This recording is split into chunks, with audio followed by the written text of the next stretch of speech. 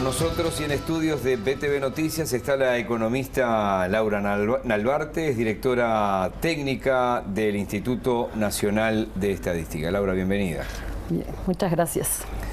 A los técnicos a veces no les gusta mucho estar en exposición pública porque en realidad sus números hablan por ustedes. Y el sistema político y lo que tiene que ver con la academia, si hablamos de economistas y contadores, se lleva muy bien con el Instituto de Estadística. Cuando digo el sistema político, digo todo el sistema político. Por eso, cuando desde un solo Uruguay se cuestionaron algunos números, sin un respaldo académico atrás que dijera, bueno, nosotros tenemos esto y estamos confrontando,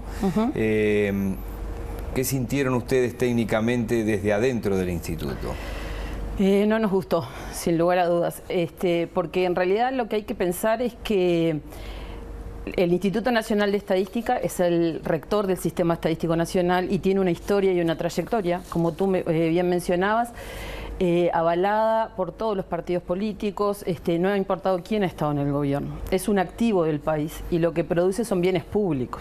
Entonces, sin lugar a duda, sentimos que hay un desconocimiento quizá de lo que cómo se producen las cifras, un desconocimiento de lo que es la historia y la trayectoria del instituto. Nunca escuché, digo, a la academia y a los contadores y a los economistas, ni a los políticos, sean del partido que sea, que hubo un retoque en los números. Sí uno escucha, y en estas horas también, que de repente se trabaja lentamente en la actualización de ingredientes de determinadas canastas. ¿Cómo se maneja eso?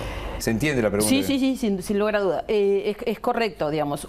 Pero esas discrepancias o esos planteos son más que bienvenidos porque son cuestiones metodológicas. Entonces, desde la institución nosotros lo planteamos una cosa es hablar de decir, bueno, se retocan los datos o hay una cierta suspicacia con los datos, y otra cosa son las discrepancias metodológicas. El instituto, al igual que los distintos institutos de estadística de la región y del mundo, se rigen por criterios internacionales, lo que recomiendan las organizaciones internacionales. En su momento se planteaba que los índices, los indicadores, hay que renovar sus canastas o sus bases cada 10 años. Y en ese proceso se está. No en todos tienen la renovación que se necesitaría, pero se está en un proceso de cambio. Uno es la canasta con la cual se calcula la línea de pobreza, por ejemplo. Otras críticas que no se hacen y que sí se hacen tienen que ver con... siempre se midió igual. Entonces, digo... mal pueden decir un técnico de la oposición que la cuestión es distinta, pero sí desde un solo Uruguay se puso en duda el tema de los datos de pobreza. Y en estos tiempos de redes donde hay miles, decenas de miles o centenares de miles que antes solo hablaban en su casa o en el bar o en una reunión de amigos, ahora hablan públicamente y dicen... ¿Cuáles son esos números? ¿Cuándo se deja de ser pobre, teniendo en cuenta que siempre tiene que haber un número? De acá para acá sí, de acá para allá no. ¿Cuándo se es pobre? ¿Cuándo se es indigente? ¿Cómo, de memoria, algunos de esos números? Bien, en primer lugar, una aclaración. En el Uruguay la cifra oficial de pobreza se calcula por lo que se llama el método del ingreso. ¿Eso qué implica? Implica que para determinar si un hogar es pobre o no, se considera o se calcula una canasta básica total compuesta por alimentos y por no alimentos. Esos son bienes y servicios que tienen que ver con educación, salud, vestimenta. Y bueno, el ingreso que implica para adquirir esa canasta es lo que es la línea de pobreza. Cuando un hogar no tiene ese ingreso, es pobre. Cuando pasa esa línea de pobreza, digamos, está por encima, es no pobre. En el Uruguay las cifras últimas del 2017, que son las públicas, son 5,2% los hogares y un 7,9% las personas. Es decir, que cada 1000 personas tenemos 79 personas pobres.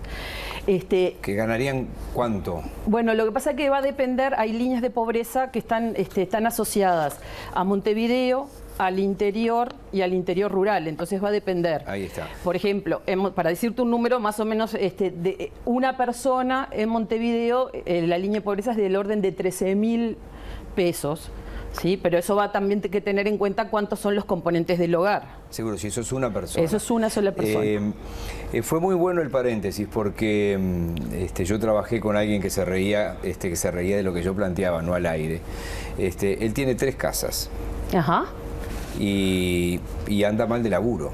Y hacía unas horas donde yo trabajaba. Y ganaba una ridiculez de dinero. Y él era pobre, claro, y yo era millonario al lado de él. Y tiene 3 casas importantes, sí, 2 alquiladas. Esa metodología no tiene que tener, en el mejor de los sentidos, una modificación, un retoque, iba a decir, pero una modificación.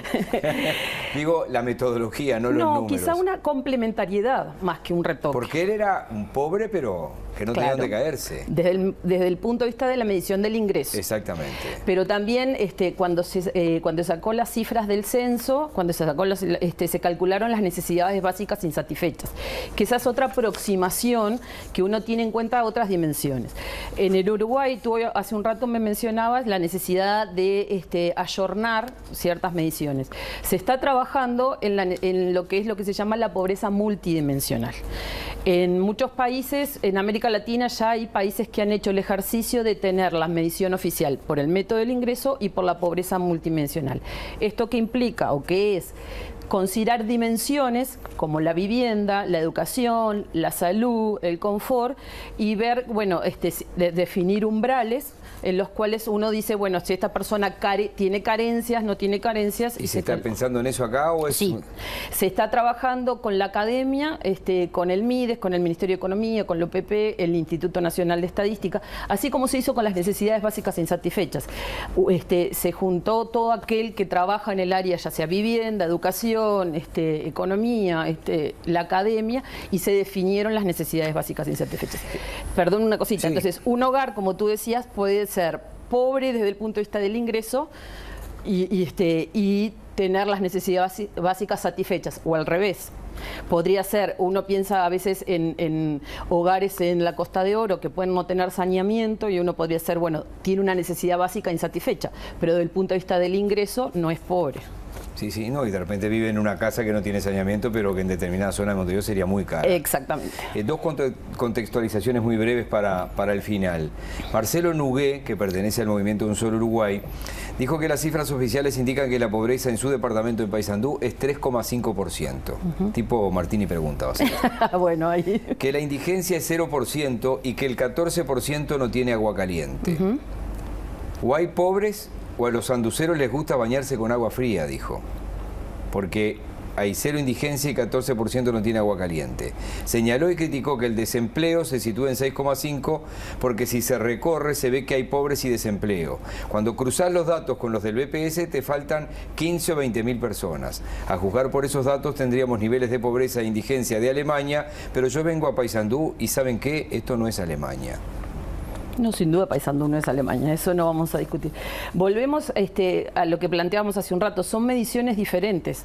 Podría llegar a tener el 3,5% de personas pobres medidas por el método del ingreso, pero sí puede haber personas que no tengan, el 14% no tengan calefón, por ejemplo.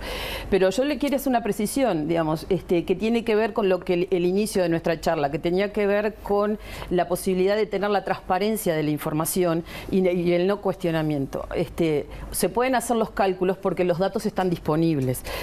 Desde el año 2005, la encuesta continua de hogares está disponible en el sitio web y pueden hacer esos cálculos y se pueden a su vez hacer otros cálculos, otras metodologías, decir, bueno, no estamos de acuerdo con esta metodología. Perfecto. Y sí se puede calcular por otra. Digamos, nosotros desde ese punto de vista siempre estamos abiertos a discutir y a plantear y a revisar esas metodologías. Como esto es un informativo, no hay mucho tiempo, entonces como tengo que ir a la pausa, voy a mostrar este libro. Este libro, y se lo voy a mostrar a uno de nuestros camarógrafos, es un anuario del año 1895. 85, perdón, 1885. Dirección de Estadística General, Anuario Estadístico. Ya de por sí es un libro fascinante, porque si uno abre cualquier hoja al azar, van a ver, bueno, acá hay un índice, porque en esa época cada uno de los tipos, o sea, cada una de las letras y de los números y incluso de los puntos eran una piecita de metal, que se ponían uno por uno y a mano, ¿no? Esto es una joya que, como bien dijo un compañero acá, tocalo poco, no lo rompas y entregalo rápido. Una última, ya la introducción de ese libro habla de la importancia de la estadística y dice que es la ciencia del buen gobierno. y que es la base de una buena administración, digamos, la importancia de tener buenas estadísticas y confiables. Gracias por tu tiempo, nos vamos a reencontrar en cualquier momento porque da para muchísimo. Muchísimas gracias. Gracias a ti. Pausa y ya seguimos.